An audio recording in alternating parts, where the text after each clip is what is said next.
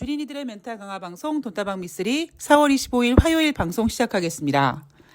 며칠 전에 팟빵에서 우리 뚜기맘님께서 2차 전지 종목의 견해가 궁금합니다 라고 질문을 올려주셨습니다.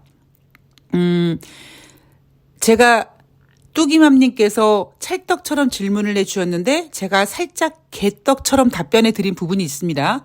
그런데 좀 오늘 방송을 들으시면 미쓰리가 저런 의도로 그때 그렇게 얘기를 한 거구나라고 아마 조금 더 추가적으로 이해가 되실 거라고 생각을 합니다. 제가 최근에 여러분들한테 머릿속을 싹 비우십시오 이렇게 이야기하죠. 왜냐하면 여러분들은 경제 혹은 주식의 전문가가 아니다 보니까 전문가라고 하는 사람들의 말을 믿을 수밖에 없고 경청할 수밖에 없습니다. 그런데 그들은 진짜 전문가가 아니라요. 그냥 좀 메이커 좀 있고 가방끈 좀 길고 말빨 좀 세고 그러니까 이런 자들이 나 증권 전문가입니다 라는 타이틀을 달고 여러분들을 꽤 오랫동안 굉장히 깊숙이 세뇌를 시켜놨습니다. 그런데 그들이 세뇌시킨, 그들이 가스라이팅한 그런 어떠한 내용들이 지금 여러분들이 주식 투자하는데 전혀 도움이 안 되죠. 제가 이렇게 자신 있게 말씀을 드릴 수 있는 이유는 돈다방 미쓰리를 그동안 쭉 들으신 분들은 아시겠지만 미쓰리가 시황, 금값, 유가, 틀린 거 있습니까? 없습니다. 물론 제가 지금 자랑을 하는 게 아니라 돈다방 미쓰리를 들으시는 분들이 댓글을 달아주실 때 가장 많은 내용이 뭐냐면 미쓰리는 시황을 보는 그 시각이 진짜 다르군요 이겁니다. 그런데 제가 다른 전문가들과는 다른 시각으로 시황을 보는데 그 다른 시황이 정확하게 맞춰 들어가고 있습니다. 아마 오늘 여러분 방송 들으시면서 또 한 번 기적을 느끼시게 될 거예요. 그런데 제가 여러분들한테 여러분 앞으로 시장이 이렇게 될 겁니다. 지금요 프로그램 매매가 어떻고요. 이평선이 어쩌고요. 매물대가 어쩌고요. 이런 얘기 방송에서 거의 하지 않습니다. 거의가 아니라 아마 안 할 거예요. 제가 이평선 타령을 하는 거는요. 미쓰리는 차트를 보지 않습니다. 다른 전문가들이 이평선 어쩌고 하면서 그럴 때 이평선 타령을 하지만 저는 그런 얘기를 전혀 하지 않습니다. 왜냐? 전혀 도움이 안 되거든요. 그러한 얘기는요. 제가 만약에 증권 전문가 타이틀을 달고 경제방송에 출연해서 주린이들을 나에게 오라. 나 되게 좀 이렇게 멋있는 용어 쓰고 좀 뭔가 있는 것 같지? 실력이 있는 것 같지? 그러니까 나한테 돈 맡겨. 이렇게 영업질을 할 때 사용하는 단어일 뿐 실질적으로 매매할 때는요. 전혀 도움이 되지 않습니다. 자, 제가 오늘 4월 24일 월요일 뉴욕 증시 이야기를 하기 전에 그 기적의 순간을 먼저 여러분들한테 확인시켜 드릴게요. 정확하게 4월 18일 방송입니다. 제가 그때 뭐라고 말씀드렸냐면 주식의 시황을 공부할 때 여러 가지가 있지만 가장 중요한 거, 가장 확률이 좀 높은 게 뭐냐면 인간 지표라는 게 있다. 미쓰리는 그 인간 지표를 꽤 신뢰한다라고 얘기를 했습니다. 그리고 그때 어떤 얘기를 했냐면 주식 거래 활동 계좌가 석 달째 107만 개 급증했다라는 기사가 있었다. 석 달째 107만 개 급증은 꽤 큰 급증이고 지금 4월 달이니까 생각해 보면 작년 연말에 증권사 애널리스트들, 전문가들이 1월 효과 없다, 1월 증시 안 좋다라고 얘기를 해서 개인들을 포기시켰는데 1월 달 주식시장 나쁘지 않았죠. 그리고 2월 달 증시 나쁘다 좋다라기보다 미쓰리는 까다롭다고 표현을 했습니다. 그리고 3월 달은 제가 안개 속을 운전하는 자동차 같은 느낌이다. 뭔가 나올지 모르는 불안감이 있다는 얘기로 표현을 해드렸잖아요. 1월 달 효과가 없을 거라고 생각했던 개인들이 의외로 시장이 나쁘지 않다 보니까 주식시장에 뛰어들었습니다. 그리고 1월 달에 무슨 얘기가 나왔습니까? 어떤 전문가들이 올해 2,800 제시했습니다. 그래서 제가 그때 개소리라고 했습니다. 그러니까 1월달 효과가 그렇게 기대하지 않았던 상태였는데 나름대로 잘 버텼고, 그리고 종목 장세가 진행되고 전문가들이 2,800이라고 얘기하니까 개인들이 뛰어든 겁니다. 그래서 석 달 새 107만 개 급증했다. 이거 꽤 큰 폭의 증가세라고 얘기했죠. 그러면서 제가 방송에서 이제 주식시장에 물갈이를 한번 해야 될 때가 온다. 조심해야 된다. 라는 이야기를 계속해 드렸습니다. 그게 정확히 4월 18일 방송이고요. 여러분 4월 18일 코스피는요. 최고치 2,582포인트를 찍고 그 이후에 지금 2,523포인트까지 내려왔습니다. 즉 미쓰리가 얘기하는 4월 18일 주식거래 활동계좌 석 달 새 107만 개 급증했다. 이거 고점 신호다라는 이야기를 해드렸는데 정확하게 4월 18일 날 2,582포인트를 찍었습니다. 2,582포인트 찍었을 때 여러분 다른 전문가들, 다른 애널리스트들이 무슨 짓을 했습니까? 코스피 2,650, 2,700 타령했습니다. 여러분 주식이 이런 거예요. 제가 뚜기맘님께서 2차 전지 견해를 물어봤는데 뭐 올라간다 내려간다 뭐 그런 질문이 아니라 자꾸 여기저기서 떠들더라. 이런 뉘앙스로 질문을 해주셨는데 제가 드리고 싶은 이야기가 그겁니다. 시끄러웠다라는 건 뭐냐면 여기서 시끄럽다라는 표현은 막 이 전문가 저 전문가들이 막 떠들어대고 막 언론에서 막 얘기하는 거는요. 한마디로 표현하면 좀비가 많다는 겁니다. 제가 좀비는 이렇게 표현해드리죠. 부산행 영화에서 마지막에 그 기차가 떠나가려고 하는데 좀비가 막 달려가서 붙잡으니까 그 기차가 속도가 줄어들고 나중에 멈추지 않겠습니까? 개인 투자자들, 그러니까 언론들 따라서 불나방처럼 뛰어들고 여기저기서 막 이거 얘기하고 저거 얘기하고 그러니까 이게 더 가겠구나. 지금 투자를 해야 되는구나. 라고 생각하시면 안 된다라는 얘기를 하고 싶었던 겁니다. 제가 이런 얘기에 대해서는 지난번에 금값에 대해서 금이 지금 2,000달러 와 있는데 누가 나한테 금 투자하겠다고 하면 안 한다. 왜? 미쓰리는 이미 돈다방 미쓰리에서 1,600달러부터 금 괜찮다고 얘기하면서 그거를 뭔가 확인시켜 주기 위해서 제가 금반지도 샀다는 얘기 해드렸고요. 국제유가 같은 경우에도 지난번에 뭐 감산을 해가지고 전문가들이 100달러 했을 때 제가 100달러 못 간다고 했죠. 그 못 간다고 하는 게 아침에 일어나서 무슨 신내림 받아가지고 신이 100달러 안 간대요 라고 얘기한 게 아니라 하루하루 성실하게 경제 지표 같은 거를 쭉 모는 종이에 그려보다 보니까 지금 경제 지표가 이렇게 꺾였는데 경제가 안 좋아질 텐데 어떻게 국제유가가 100달러 가냐, 이런 증거로 여러분들께 시황을 얘기해드리고 있습니다.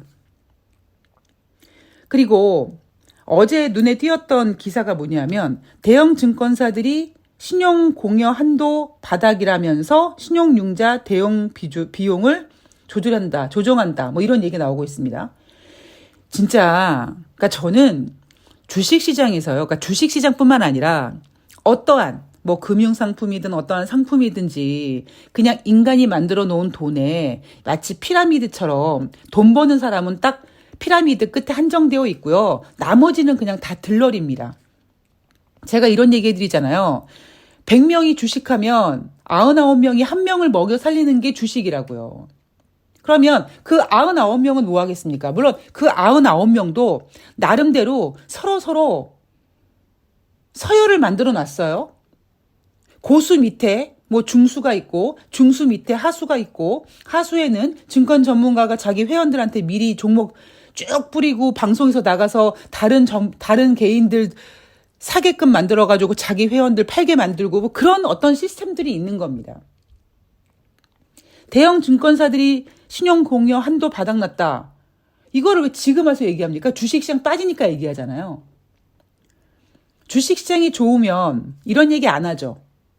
주식시장이 빠지니까 이런 얘기합니다. 그러면 이런 얘기를 한다는 의미는 뭐냐면 더 투자 심리를 위축시키고 어찌 보면 더 투매를 일으키는 거죠. 그래서 고점이 되는 때 나타나는 어떤 인간 지표가 있고요. 저점이 될 때 나타나는 인간 지표가 있습니다.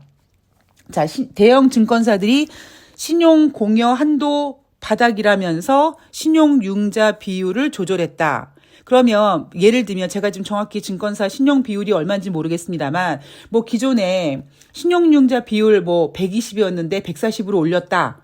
높게 했다. 그러면 반대 매매 나오는 그 기간이 짧아집니다. 그러니까 신용 한도에 딱 깔랑깔랑해지는 게 까다로워지니까 반대 매매 나올 수 있는 기간이 빨라지는 겁니다. 제가 정확하게 4월 18일 방송에서 이제 시장에 물갈이가 한번 될 때가 왔습니다라는 이야기를 해드렸습니다. 저는요, 이 거짓말이 아니에요.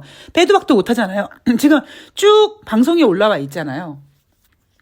그래서 제가 혹시 이 얘기를 할 것 같아서 제가 방송 원고에다가 4월 18일 방송분 이거를 앞으로 한번 제가 방송 그 원고 썼던 거 다시 한번 확인하고 이게 4월 18일 방송이었구나라고 보고 코스피 종합지수를 봤더니 정확하게 4월 18일이 2582포인트 고점이더라. 그러니까 이런 걸 바로 뭐라고 합니까, 여러분? 기적이라고 하는 거죠. 어메이징 하다는 거죠.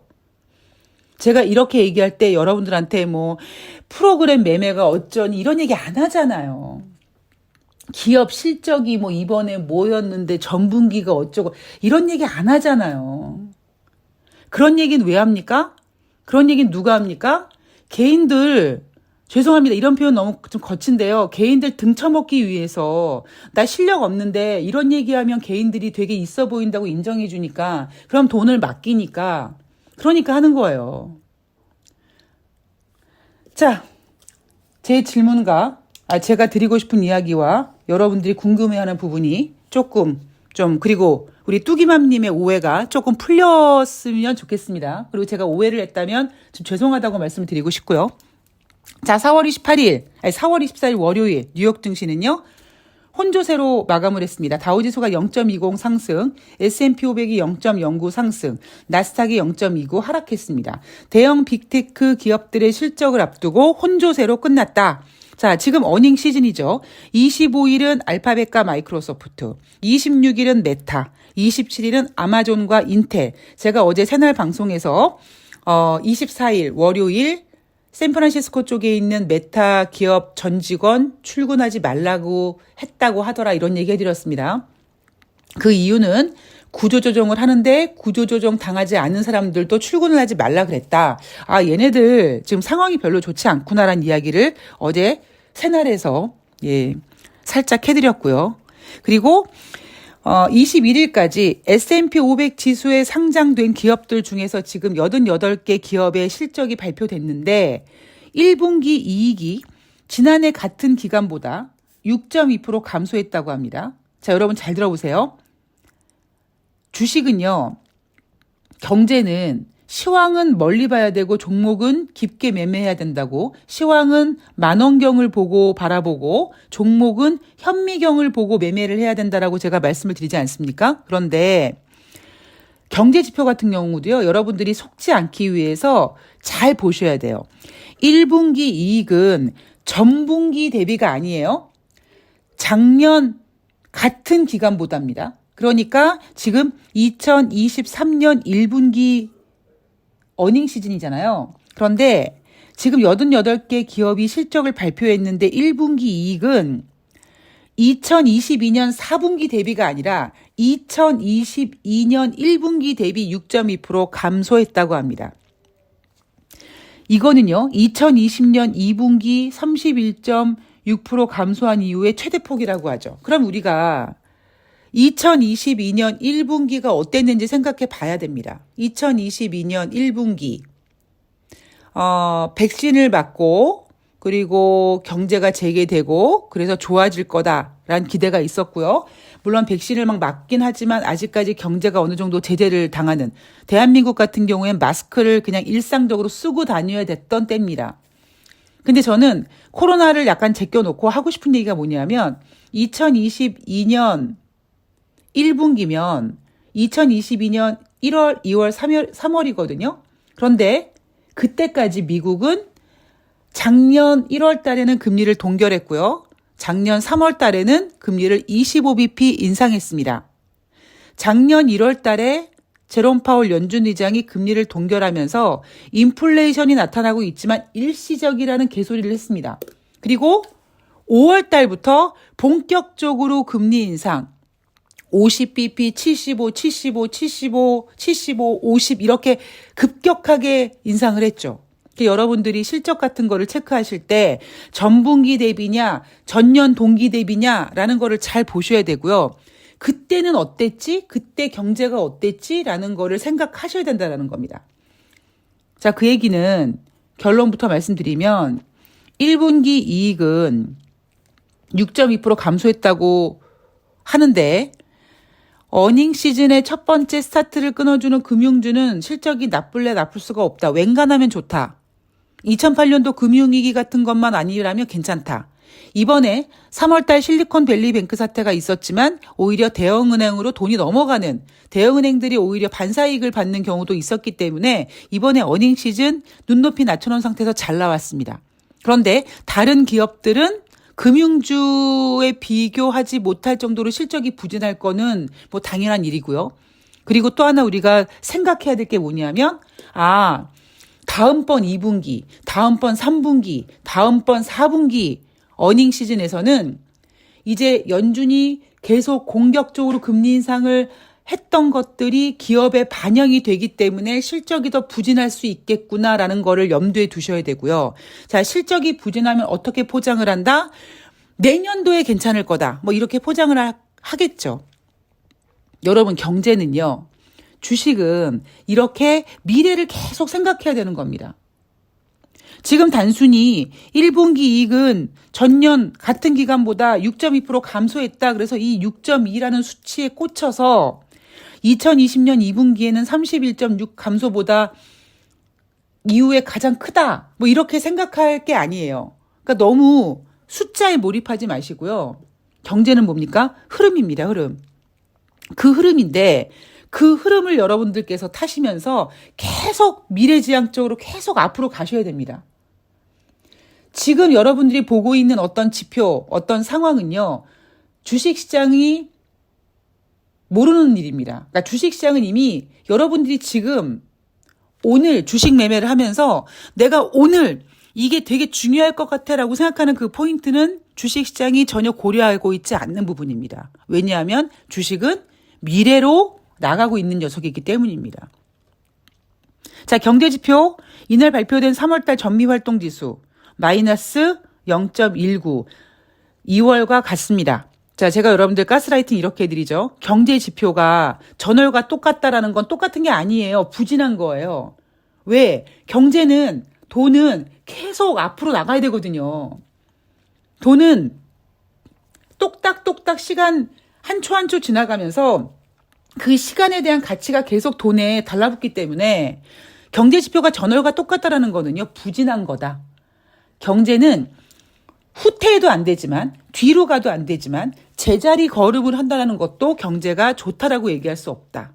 그래서 이날 3월달 전미활동지수 마이너스 0.19 전월과 같다라고 표현하지만 부진하구나.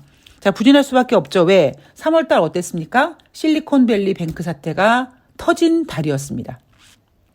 자, 이번 한 주 동안 27일 1분기 국내 총생산 발표될 거고요. 28일 3월달 개인 소비 지출이 발표가 될 겁니다. 제가 3월달 경제지표는 실리콘밸리 뱅크 사태가 작용될 것이다. 따라서 28일 날 발표되는 3월달 개인 소비 지출이 부진하겠죠. 그러면 이미 지금 인플레이션이 5%까지 내려와 있는 상태에서 개인 소비 지출이 만약에 부진하다면 그렇다면 5월 2일부터 3일까지 진행될 FOMC 회의에서 금리를 동결할까? 아니면 25bp 인상할까? 요 지금 갈림길에 서 있는데 지금 분위기는 25bp 인상하고 만약에 개인 소비 지출이 부진하다면 연준은 25bp 금리 인상하고 계속 동결로 갈 거라는 거를 선전포고할 가능성이 높습니다. 그런데 미쓰리가 걱정하는 거는 3월 달에도 25bp 하면 안 되는 거였고 5월 달에도 25bp 하면 안 될 텐데 연준은 항상 똥멍청이처럼 결정을 잘못하다 보니까 작년 1월 달에 제롬 파월 연준 의장이 인플레이션은 일시적이다라고 하면서 금리 인상을 하지 못했기 때문에 3월 달에도 25bp 겨우 했기 때문에 그 밀린 숙제를 막판에 하다 보니까 75bp씩 막 과격하게 할 수밖에 없는 무리수를 뒀던 거죠. 연주는 항상 제대로 된 결정을 하지 못합니다. 저는요, 올해 뭐 전문가들이 2800 뭐 이런 얘기했을 때 제가 무조건 개소리라고 얘기하지 않습니까? 연주는 제가 봤을 때는 특히 제롬 파월 연준 의장은 저는 무능하다고 보고 있고 3월달 25bp 인상 잘못된 결정이라고 생각하고 있습니다. 그 3월달 금리 인상 결정이 앞으로 남아있는 2023년도 경제에 분명히 발목을 잡을 텐데 특히 5월달에 인플레이션 이제 5%까지 내려왔으니까 이번에 25bp 인상하고 그리고 동결로 가면 괜찮을 거야라고 생각하고 있는 저 똥멍청이들이 분명히 하반기에 경제를 말아먹을 가능성이 높습니다. 자, 무엇보다 미국은 그래도 좀 덜하죠. 예, 그러나 대한민국은 지금 신혼국 주제 파악을 해야 될 때가 오고 있고 가뜩이나 힘들어 죽겠는데 윤석열 같은 등신이 대통령이라고 있으면서 나라를 다 팔아먹고 있는 바람에 지금 대한민국은 신혼국 앤드 윤석열 리스크가 더해서 상당히 지금 골치 아파지고 있습니다. 자, 오늘 돈다방 미쓰리는 여기서 마치겠습니다. 제가 하고 싶은 얘기가 엄청나게 많은데 하루하루 하나씩 하면서 풀어드리도록 하겠습니다. 제가 오늘 약간 말이 굉장히 빨라요. 근데 그럴 수밖에 없는 게 저는 지금 솔직히 마음이 좀 조급해요. 왜냐하면 여러분들 머릿속에 제가 오늘 방송 초반에 말씀드렸던 것처럼 너무 쓸데없는 것들이 가득 차 있습니다. 능력 없는 전문가들이 여러분들을 이상하게 가스라이팅을 해놔가지고 여러분들이 미쓰리가 얘기하는 게 시간이 지나고 보면 맞는 말이긴 한데 그 당시에는 좀 안 와닿는다는 거죠. 근데 제가 다시 한번 농담 반 진담 반으로 말씀드리지만 앞으로도요. 저는 웬간한 다른 전문가들보다 아마 시황은 잘 볼 겁니다. 왜냐하면 보는 게 다르거든요. 틀리거든요. 다름과 틀림을 동시에 하기 때문에 앞으로도 지금 여러분들이 뭐 TV 틀면 나오는 전문가들, 여러분들이 믿고 보는 어떤 전문가들이 있다면 아마 그들보다는 미쓰리가 훨씬 더 시황을 잘 볼 겁니다. 그 얘기는 여러분들이 지금 알고 있는 어떤 시황에 대한 공부하는 방법, 주식에 대한 공부하는 방법이 잘못됐다라는 것을 이제 인정을 하시게 되겠죠. 저는 그거를 빨리 여러분들 뇌를 한번 싹 그냥 세탁기에 놓고 한번 돌려주고 싶은데 그게 굉장히 오랜 시간이 걸리거든요. 그래서 제가 좀 마음이 좀 급해지기는 한데 여러분들께서 저처럼 급하게 하지 마시고 여러분들은 천천히 저도 이제 천천히 한숨 쉬면서 따라갈 텐데 여러분들도 느긋하게 대신에 지치지 말고 오랫동안 함께 해주시길 바랍니다. 제가 그랬죠. 아마 내년도 정도 되면 제가 제 지금 멤버십 하시는 분들의 이름이 리치 펜타곤인데 왜 리치 펜타곤인지 제가 이름 지은 이유 설명해 드렸고 어떤 저의 야심찬 프로젝트도 이미 알고 계신 분들은 아실 겁니다. 그래서 일단 올해 한 해 동안은 저는 주린이들의 머릿속을 청소하고 한번 새로운 거를 투입시키는 한번 노력을 한번 해보려고 합니다. 그리고 안 되면 안 되는구나 하고 포기하려고요. 네. 할 때까지 하고 안 될 때 포기하는 그런 곤조 있는 미쓰리가 한번 시도해 보려고 합니다. 자, 오늘 화이팅 하시고요. 저는 내일 방송에서 뵐게요. 고맙습니다.